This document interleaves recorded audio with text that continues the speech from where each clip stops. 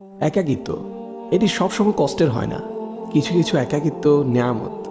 রবের জন্য যে একাকিত্ব, সে একাকিত্ব কখনো কষ্টের হয় না। হৃদয়টা ভেঙে আজ চুরমার। কোথাও কোনো আশার আলো নেই, চারদিকে ঘুটঘুটে অন্ধকার। কোথাও কেউ নেই। জায়নামাজে বসে অশ্রু ঝরাচ্ছি, সেই অশ্রু এসে সান্ত্বনা দিচ্ছে। হে ব্যথিত হৃদয়, কষ্ট পেও না, তোমার রব সব দেখছেন।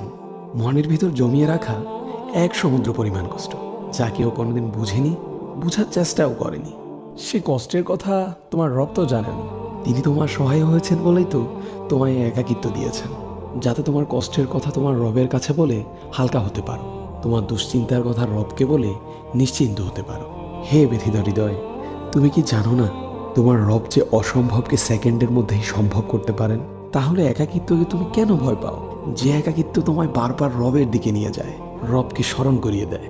হে ব্যথিত হৃদয়, কষ্ট পেও না। শীঘ্রই তোমার রব তোমাকে এত দিবেন যে তুমি সন্তুষ্ট হয়ে যাবে।